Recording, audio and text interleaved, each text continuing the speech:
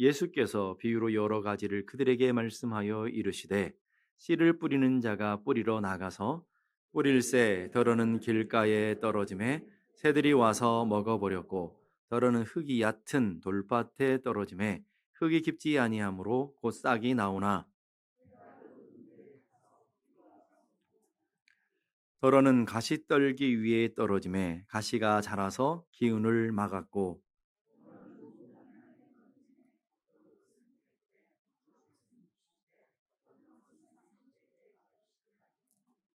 아멘. 앞뒤 잡는 분 다시 한번 인사를 하십시오. 하나님의 큰 은혜와 축복이 있기를 바랍니다. 여러분 만나면 축복을 많이 하셔야 돼요. 그래서 축복을 많이 하면 내 삶에서 나가잖아요. 나가서 그분이 못 받으면 내게 돌아오는 거예요. 그러니까 열심히 축복하시면 열심히 또 하나님의 주시는 은혜 가운데 은혜와 축복을 나누는 그런 귀한 역사들이 있기를 간절히 바랍니다. 마태복음 13장은 천국 비유장이라고 합니다.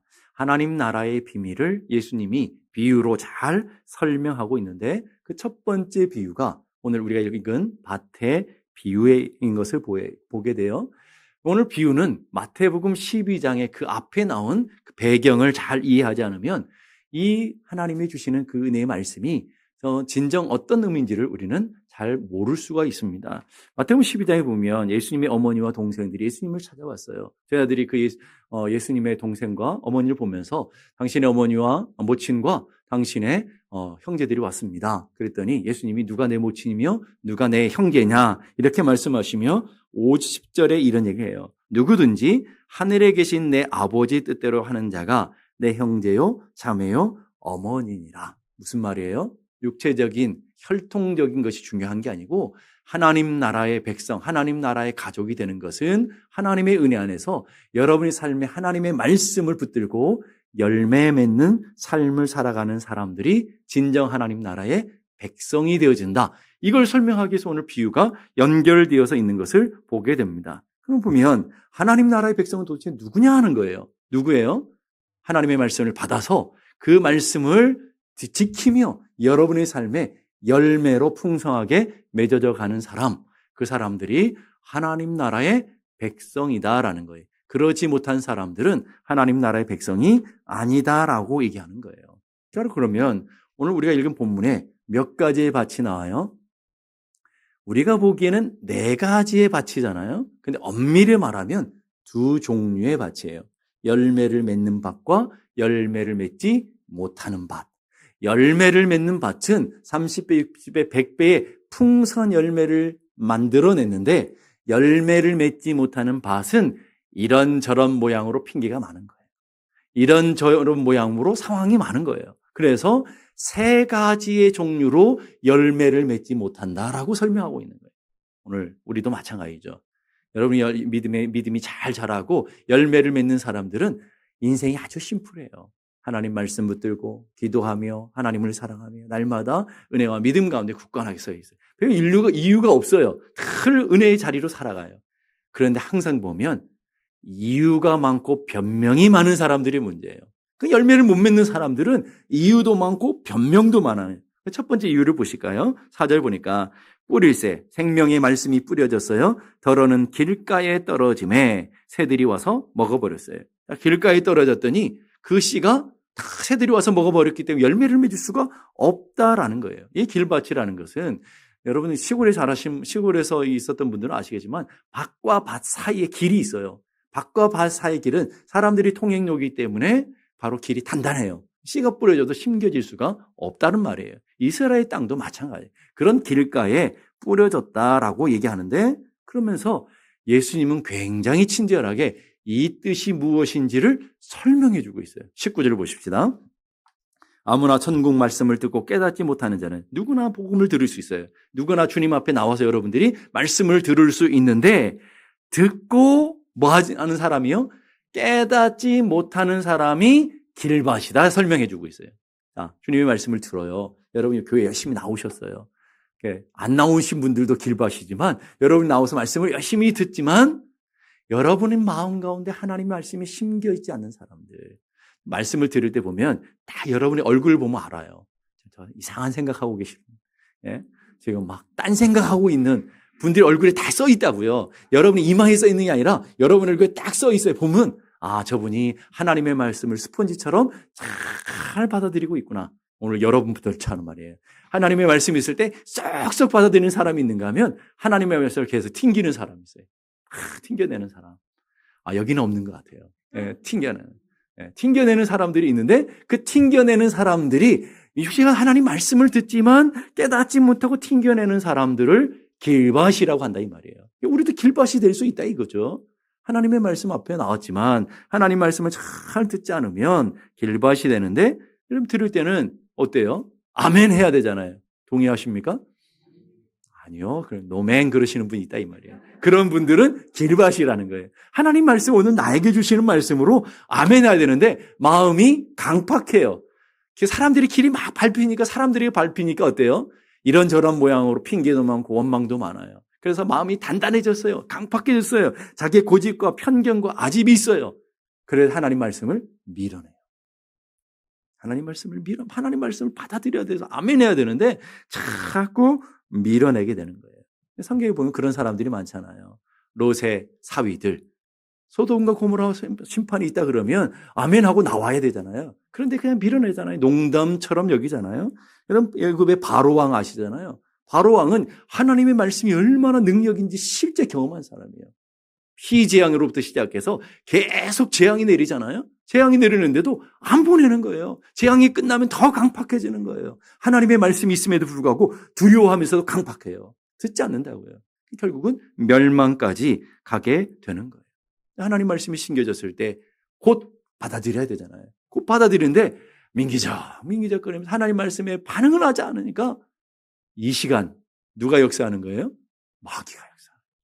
하나님 말씀이 증거될 때에 성령님이 역사해서 여러분의 삶에 깨닫게 하시고 교훈과 책망과 바르게 함으로 하나님 말씀을 잘 가르쳐줘서 그 말씀 앞에 아멘하게 하시고 그 말씀 앞에 반응하게 하시고 여러분이 아멘 안 하니까 제가 소리를 지르게 되잖아요. 아멘하게 하시고 이게 누가 하시는 거예요? 성령님이 하시기도 하지만 그 시간에 누가 역사해요? 마귀가 역사해요. 새들이 와서 먹었다 그러는데 새들을 성경이 이렇게 말해요. 악한 자가 와서 마태복음은 악한 자라고 그러는데 마가복음에는 마귀들이 와서 그 다음에 누가복음에는 사탄이 와서 뺏어 먹어버려요.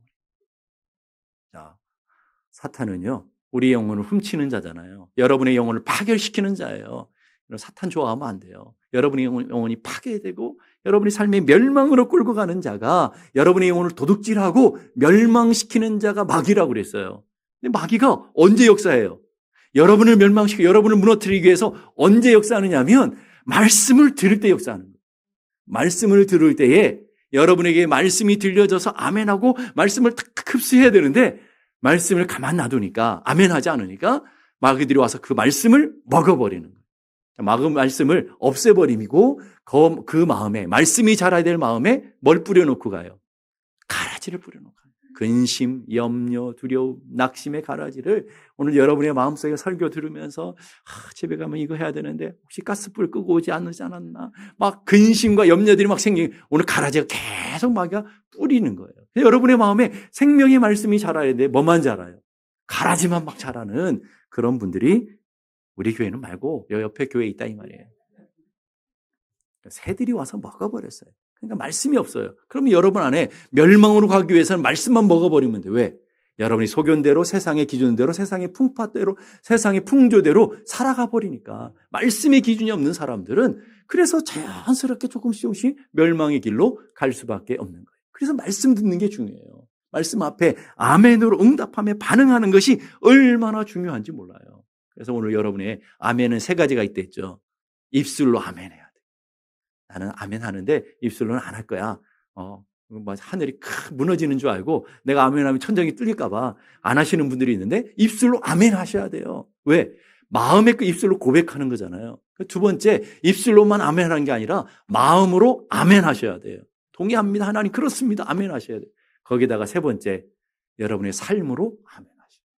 마음에만 있는 말씀이 아니라 여러분의 삶으로 이게 실제가 되도록 해야 되는 거예요. 한번 따라 봅시다. 입술로 아멘, 마음으로 아멘, 삶으로 아멘. 여러분, 온전히 아멘 할 수 있는 여러분들이 되기를 바랍니다. 두 번째 이유가 있어요. 5절, 6절 보니까 더러는 흙이 얕은 돌밭에 떨어짐에, 흙이 얕아요. 돌밭에 떨어졌어요. 자, 그런데 두 가지 이유가 있어요. 흙이 깊지 아니하므로 곧 싹이 나오긴 해요. 말씀이 잘 아멘 했으니까 싹이 나오게 해요. 그 다음 뭐예요? 해가 돋은 후에 타서 뿌리가 없으므로 말라버렸다. 이렇게 설명하고 있어요. 자, 이스라엘 백성들, 이스라엘 유다 땅은 아주 독특해요. 팔레스타인 땅은 석회암층이 굉장히 많아요. 그래서 겉으로 보기에는 좋은 땅인 것 같은데 땅의 깊이가 얕아요. 그래서 그 밑에는 다 바위들이 있어요. 그래서 뿌려지면 싹이 금방 나요. 금방 나는데 뿌리를 내리지 못하는 독특한 땅들이 있더라는 거예요. 그래서 뿌리를 내리지 못하니까 그 이스라엘이 얼마나 햇빛이 뜨겁습니까? 막 40도까지 올라가니까 금방 말라 비틀어져 버리게 되더라. 이렇게 얘기하면서 그걸 주님이 해석해 줘요. 자, 20절, 22절 좀 보십시다. 돌밭에 뿌렸다라는 것은, 내가 돌밭 아닌지 한번 보세요. 돌밭에 뿌렸다는 것은 즉시 기쁨으로 받아요. 말씀을 읽을 때 예배 시간에 여러분의 얼굴이 환한 것처럼 하나님 말씀을 아멘 하고 받아요. 즉시 기쁨으로 받아요. 즉시 기쁨으로 하나님 말씀을 받지만 뭐가 없어요? 뿌리를 못 내리는. 뿌리를 못 내려서 잠시 견디다가 잠시 동안 그 말씀이 내 안에 있어요. 잠시 동안 도전도 받아요. 잠시 동안 내가 이렇게 기도해야겠구나, 이렇게 말씀대로 살아야겠구나 하는 결단도 해요. 뿌리가 없어요. 그런데 뭐가 나와요? 해가 싹 올라오니까. 이 해는 외부적인 환난과 고난이라고 얘기해요. 환난이나 박해가 일어날 때에는 곧 넘어지던 자들이다. 곧 넘어져요. 이게 바로 돌밭과 같은 사람들이다. 교회 안에는 돌밭 같은 사람들이 너무나 많은 거예요. 여러분이 얼마나 화납니까? 다 천사들의 얼굴 같아요. 그래서 말씀 앞에서 또 아멘, 얼마나 믿음들이 좋아 보입니까? 아멘 하고 기쁨으로 다 받아요. 그러면서 나가면서 잊어버리는 거예요. 나가면서 다 놔두고 가시는 거예요. 금방 아멘 하지만 그 말씀이 뿌리가 없어요. 깊이를 내리지 못해요. 그래서 감정적으로 즉시 곧 감정적인 믿음이라는 거예요. 말씀 앞에 막 기뻐요. 찬양할 때 얼마나 행복해요. 막 열정적이에요. 뜨거워요. 감격스러워요. 곧 즉시 그렇게 감정적으로 반응해요. 근데 기분 좋을 때만이에요. 환경이 좋을 때만 그렇게 반응하더라고요. 환경이 좀 나빠지거나 또 기분이 좀 상하거나 그러면 금방 말씀을 떠나서 내 생각대로 내 소견대로 살아버리는 사람들이 많더라는 거예요. 과거 외부의 조건은 흙이었다. 은혜의 체험이 없다라는 거예요. 거기에다가 뜨거운 태양이 있어요. 태양은 환난과 박해, 외부적인 장애가 있어요. 외부적인 장애가 없는 사람이 누가 있어요? 여러분 인생에 어려움 없는 사람이 있어요? 고난 없는 사람이 있습니까? 환난 없는 사람이 있습니까? 대답 안 하는 거 보니까 아무도 없잖아요. 다 있잖아요. 자녀의 문제, 가정의 문제, 건강의 문제, 나이가 들어가면서 힘이 없고 또 물질의 문제, 5만 가지의 문제들이 있어요. 근데 그게 문제가 아니라는 거예요. 누구나 이 땅을 살아가는 사람 문제 가운데 다 살아가요. 근데 그게 내 넘어짐의 문제가 아니라는 거예요. 진짜 문제는 뭐예요? 뿌리가 없는 거예요. 뿌리가. 말씀에 깊이 뿌리를 내리지 못하는 거예요. 말씀에 온전히 여러분의 생명의 물가에 뿌리를 내야 되는데 그러지 못하는 거예요. 교회의 뿌리를 깊이 내려야 되는데 그러지 못하는 거예요. 사람이 옆에 있는 사람이 내게 말 한마디 툭 하면 섭섭한 거예요. 상처받는 거예요. 삐지는 거예요. 그래서 금방 교회를 옮기고 금방 감정 따라 살아가는 사람들. 이게 다 돌밭이란 말이에요.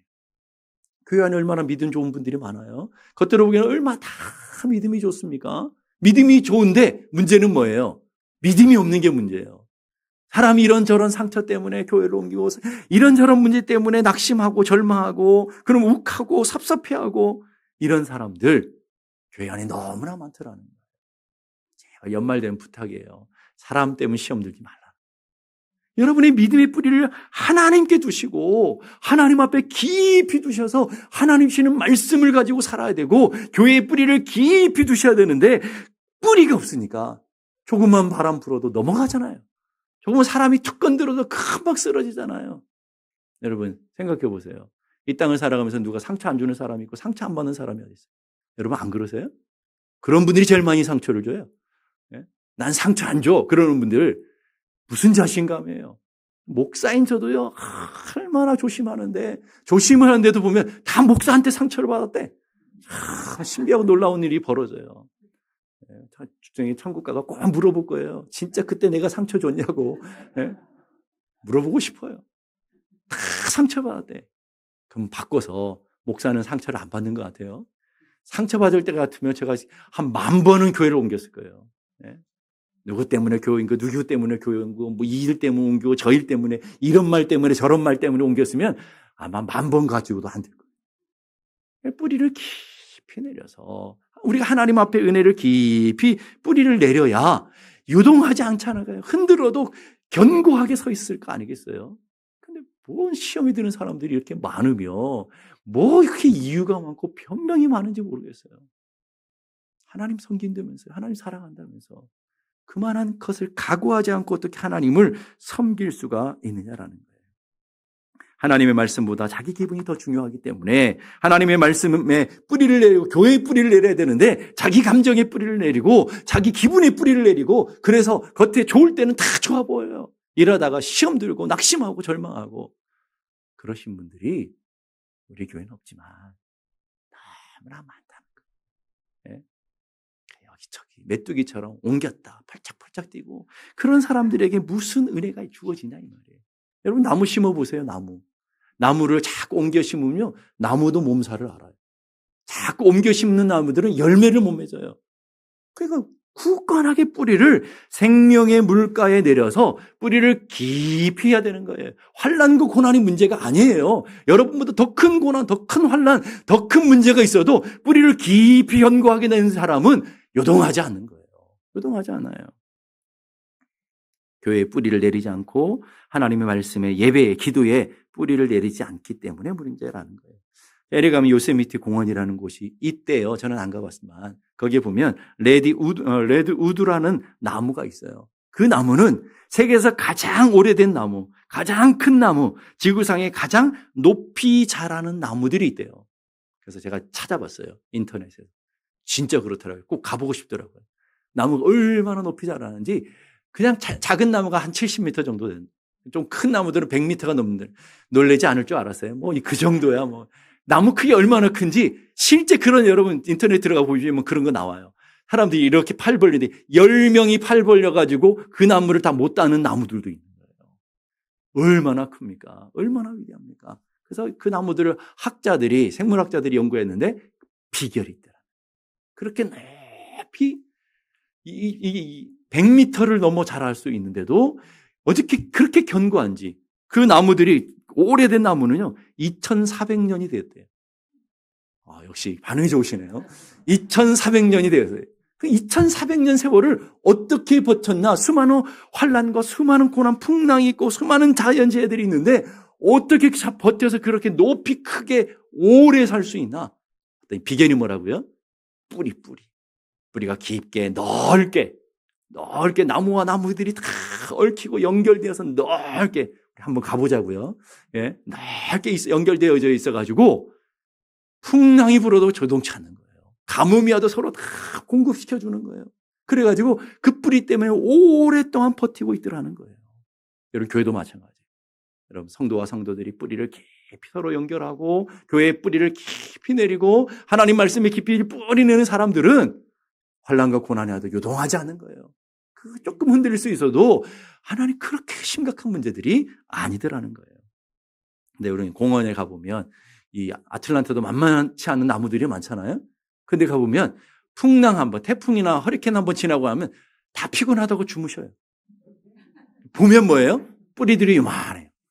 저 뿌리를 어떻게 버텼지? 진짜 어떻게 보면 끔찍해 보여요. 뿌리가 요만한데 엄청나게 커요. 근데 바람이 불면 다 주무시는 거예요. 넘어지는 거예요.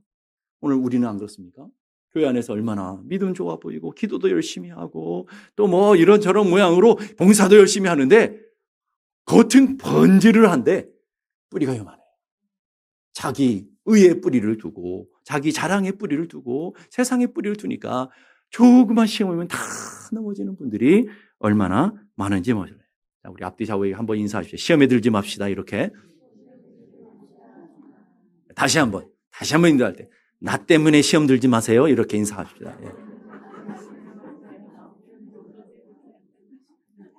자, 나온 김에 제가 부탁입니다. 저 때문에 시험 들지 마세요.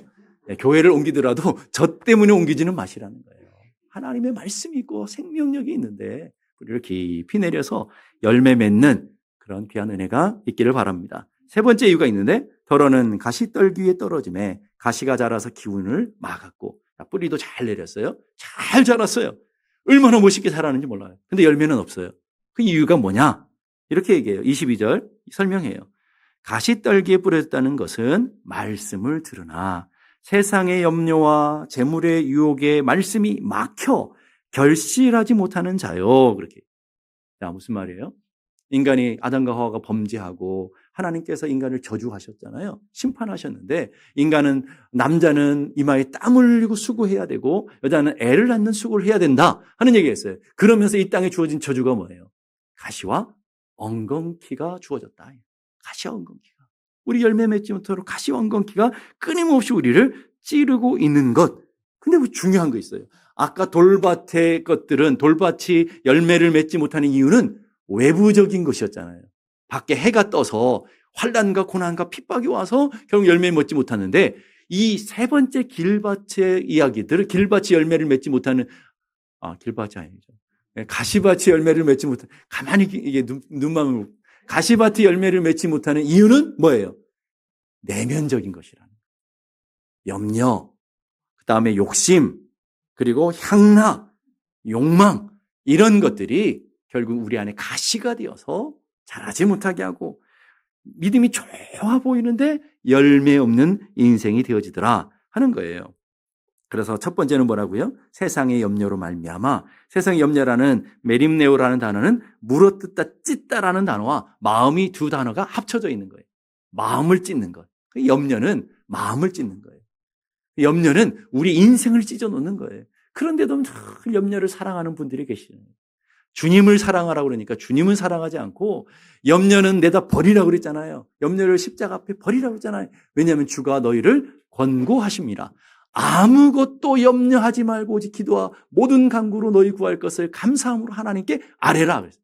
하나님께 기도하지 않으니까 하나님께 맡기지 않으니까 그 염려를 누가 짊어지고 있어요? 내가 짊어지고 있다 이 말이에요. 내가. 그러니까 그 안에 가시가 되어서 열매를 맺지 못하고 있는 거예요. 염려는 주님께 맡기시기 바랍니다. 아멘입니까? 신기한 분들이 있어요. 자기 염려를 크게 염려하면서 막 하다가 자기 염려할 게 없으니까 남의 것 염려하고 있는 분들이 있더라고요. 정말 신비하신 분들이야. 왜 남의 것 신경 쓰냐 이 말이에요. 예? 염려는 하나님께 맡기셔요. 남의 것도 염려하지 마시고 내 것도 염려하지 마시고 염려는 사명으로 하지 마시라는 거예요. 여러분의 사명은 주님의 복음을 증거하고 주의 거룩한 은혜를 나타내는 것들이라는 거예요. 왜 염려하지 말라는 거예요? 염려해봐야 아무짝에 쓸모없어요. 해결할 능력도 없고요. 아무짝에 쓸모도 없고. 그리고 우리는 기우라고 그러잖아요. 해결할 수 없는 일어나지도 않는 것들을 걱정하고 있는 거예요. 두 번째는 재물의 유혹. 예수를 믿는데 물질에 대한 욕망이 아직도 사라지지 않았어요. 여러분 정도면 살만한데 아직도 더 많이 가지려고 발버둥 치며 아직 더 몸부림치며 살아가는 사람들, 그 재물에 대한 욕망 때문에 결국은 가시가 되어서 열매를 맺지 못한다라는 거예요. 중요한 것은 현대 살아가는 사람이 가장 무서운 우상이 있어요. 가장 우상이 뭐냐면 맘모니즘이라고 해요. 물질이 우상인 거예요. 그러니까 여러분 그것부터 자유로워야 됩니다. 하나님 앞에 자족하는 마음은 경건에 큰 유익이 있다 그랬어요. 자족해야 돼요. 하나님 주신 것에 감사하며 기뻐하는 여러분들이 되어야 되는. 세 번째는 향락. 누가복음 8장 14절에 비유하면 향락이라 했어요. 향락은 뭐예요? 세상의 쾌락, 세상의 것을 즐기려는 그런 마음들. 왜 세상의 것에 빠져갈까요? 제가 고민을 하면서 연구해 봤어요. 그랬더니 영적인 체험. 여러분 이 영적 안에 얼마나 놀라운 감격의 일들이, 얼마나 놀라운 비밀한 일들이 얼마나 많습니까? 기도하다가 하나님 응답받고, 기도하다가 하늘의 세계를 보고, 기도하다가 하나님 능력을 경험하고, 하나님 앞에 말씀으로 여러분이 영적인 놀라운 축복을 경험하고, 하나님의 주시는 놀라운 일들이 얼마나 많은데 그걸 경험하지 못하니까 목마른 거예요. 가란 거예요. 세상의 것들에 대한 것에 사모함이 생기는 거예요. 여러분 세상의 것 먹어봐야 소금물이에요. 소금물. 목마르면 더 목말라요. 더 갈증이 생겨져요. 그러니까 여기저기 다니면서 세상의 쾌락을 즐기고 있다 이 말이에요. 교회 안에 얼마나 많은지 아세요? 교회 안에 얼마나 그런 분들이 많은데요. 믿음 좋은 권사님들, 믿음 좋은 분들이 좋다고 하는데 이 세상의 쾌락을 포기하지 못하고 결국은 은혜로부터 믿음으로 떠나는 사람들을 저는 너무나 많이 봤어요. 우리 세상이 점점 멀어져 가고 하늘이 점점 가까워져야 되는데 어찌된 일인지 하늘은 점점 멀어져 가고 세상은 점점 가까워 가는지 모르겠다 이 말이에요. 욕심이 잉태한즉 죄를 낳고 죄가 장성한즉 사망을 낳는다 그랬어요. 우리 안에 가시가 있어요. 염려의 가시, 유혹의 가시, 쾌락의 가시, 세상을 사랑하는 욕망의 가시들이 계속 우리의 믿음을 자라지 못하도록 막고 있다라는 거예요. 그거 버려야 열매를 맺을 수 있는 거예요. 그걸 버려야. 목사님 저는 왜 그럴까요? 그 염려를 버려야 열매가 맺어지는 거예요. 세상의 쾌락과 세상의 즐거움을 버려야 열매가 맺어지는 거예요. 다른 데가 있는 게 아니에요. 이것을 우리에게 잘 보여주는 찬양이 하나가 있어요. 하덕규라는 목사님 아시죠? 그분이 쓴 가시나무 새라는 찬양이 있어요. 이거 원래 찬양이 유행가요가 아니고 유행가요로 그렇게 불려지니까 유행가요인 줄 아는데 하덕규 목사님이 찬양으로 쓰신 거예요. 내 속엔 내가 너무도 많아. 그 내가가 누구죠? 염려의 내, 근심의 나, 두려움의 나, 이런 것이 내가 너무 많은 거예요. 그래서 당신의 쉴 곳이 없네. 내 속엔 헛된 바람들로 당신의 편할 곳 없네. 내 속엔 내가 어쩔 수 없는 어둠, 당신의 쉴 자리 뺏고 내 속에 내가 이길 수 없는 슬픈 무성한 가지 숲 같네.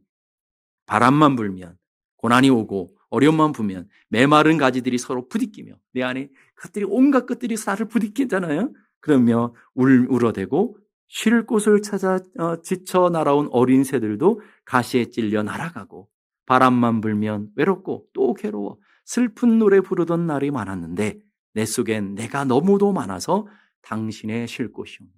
주님이 쉴 곳도 없고 또 다른 사람들 위로하며 다른 사람을 격려하며 세워져 가야 되는 믿음의 사람들로 세워져 가야 되는데 가시가 너무 많으니까 다른 사람들이 내게 와서 기대고 싶은데 계속 가시를 찔러대니까 누가 있겠냐 말이에요, 여러분. 그 가시를 잘라내야 됩니다. 여러분, 우리 안 그렇습니까? 여러분 주변에 누가 있어요? 여러분의 기대고 있습니까? 여러분들의 기도로 살아가는 사람들이 있습니까? 여러분의 격려와 여러분의 위로로 다시금 소송되는 영혼들이 있냔 말이에요, 여러분. 오면 다 가시들이 많으니까 지냈다가 다 떠나는 거 아닙니까, 여러분? 이게 우리의 심각한 문제들이라는 거예요. 그 가시가 우리의 영혼의 열매를 맺지 못하더라. 놀라운 것은요. 여기에는 길박 같은 사람도 있고 돌짝박 같은 사람도 있고 가시떨기 같은 분들도 있다라는 거예요. 그게 인간이라는 거예요. 하나님을 떠난 인간의 본체가 바로 길박 같고 돌짝박 같고 가시밭과 같다 이 말이에요. 여러분 가시가 자기 스스로 가시를 제거할 수 있습니까? 그러는 분들이 있다 그러는데 그건 무슨 거짓말이에요. 없어요. 밭이 가시를 제거할 수 없다고요. 밭이 자기 밭에 있는 돌을 뺄 수 있어요, 없어요? 없어요. 누가 해야 돼요? 농부들이 해야 돼요. 여러분 인생의 농부가 누구예요? 예수님 아니냐 이 말이에요. 예수님이 여러분의 가시를 뽑아주시고 예수님이 여러분의 돌밭에 돌을 제거해 주셔야 열매가 맺어지는데 자꾸 내가 뭔가 씨름하려고 하니까 평생 씨름하는데 안 되는 거잖아요. 여러분 주님 앞에 나가서 주여 우리 인생의 농부 되신 주님 내 인생의 돌을 좀 뽑아주십시오. 내 인생에 하나님 가시를 좀 잘라내 주십시오. 뿌리채 좀 뽑아주십시오. 이렇게 기도해야 되는데 그 농부 되신 주님께서 그렇게 하시려고 오셨다 이 말이에요. 에스겔 36장 26절 27절 보십시다. 에스겔 36장 26절 27절 다 같이 시작. 또 새 영을 너희 속에 두고 새 마음을 너희에게 주되 너희 육신에서 굳은 마음을 제거하고 부드러운 마음을 줄 것이며 또 내 영을 너희 속에 두어 너희로 내 율례를 행하게 하리니 너희가 내 규례를 지켜 행할지니라. 아멘. 비결이 뭐예요? 하나님의 말씀을 지켜 행할 수 있고 열매 맺을 수 있고 그런 능력과 비결이 어디 있어요? 새 영을 우리에게 주셔야 돼요. 그 새 영을 신약에서는 성령님이라고 하는 거예요. 그러니까 에스겔이 환상을 보면서 예언을 하는데 장차 새 영이 너희들에게 오시면 너희 그 하나님의 말씀이 우리 밖에 주어진 것이 아니라 내 내면에 주어지면서 우리 안에 있는 가시와 돌멩이들 하나님 성령이 다 제거해 주셔서 하나님의 말씀을 하나님의 말씀을 따라 살아갈 수 있는 부드러운 밭, 그걸 우리는 옥토라고 그러잖아요. 부드러운 밭이 되게 하셔서 우리 영으로 하여금 하나님의 윤리와 법도를 지키는, 다르게 말하면 열매 맺는 인생이 되게 해 줄 거야 라고 얘기하시는 거예요. 그러니까 오늘 여러분의 삶이 인생에 열매 맺는 인생이 되기 원하고, 여러분의 삶이 이렇게 돌밭과 길갓과 그리고 가시밭과 같은 삶이 되지 않기를 위하면 전제가 중요하다는 거예요. 농부 되시는 예수 그리스도께서 우리 가운데 오셔서 성령으로 말미암아 여러분에 있는 굳은 마음이 제거지고 가시 같은 것들이 다 제거되어져서 하나님 앞에 여러분의 삶이 드려져야 되는 거예요. 여러분, 우리가 대강절을 맞이하면서 그 예수님 우리 가운데 오시고 그 예수님으로 말미암아 우리 황폐한 우리의 밭이, 우리의 황폐한 우리의 가정이, 황폐한 우리의 삶의 터전들이 하나님 갈아엎어 주시고 또 가시를 제거해 주셔서 열매 맺는 밭이 되도록 해 주옵소서. 이것이 여러분들의 대강절의 기도 제목이 되어야 될 줄로 믿습니다. 사모하며 갈망하며 목마른 영혼들에게 주님이 찾아오시고 그들에게 역사하시는 하나님의 은혜가 있는 것을 여러분이 믿으시며 그 믿음으로 대강절을 잘 보내는 우리 모두가 되어지고 여러분의 인생에 열매 맺는 밭으로 되어지는 축복이 있기를 주님의 이름으로 축복합니다. 기도하겠습니다. 이 시간 우리 함께 다 같이 기도하실 때, 하나님, 우리는 다 길밭과 같습니다. 돌짝밭과 같고 가시떨기처럼 완전적으로 무능하고 완전히 타락해 있는 우리들이지만, 하나님의 성령이 우리 안에 역사하셔서 오늘도 우리의 굳은 마음을 제거해 주시고 우리 안에 가시 같은 우리의 내면에 있는 것들을 제거해 주시고 오늘도 우리의 삶에 하나님 열매 맺는 밭이 되도록 인도해 주시리라 믿습니다. 하나님, 갈망합니다. 사모합니다. 목마릅니다. 대강절 동안에 더 주님을 갈망하며 더 주님을 의지하며 나아가는 저희들이 되게 하여 주옵소서. 우리 함께 다 같이 한 목소리로 기도하겠습니다.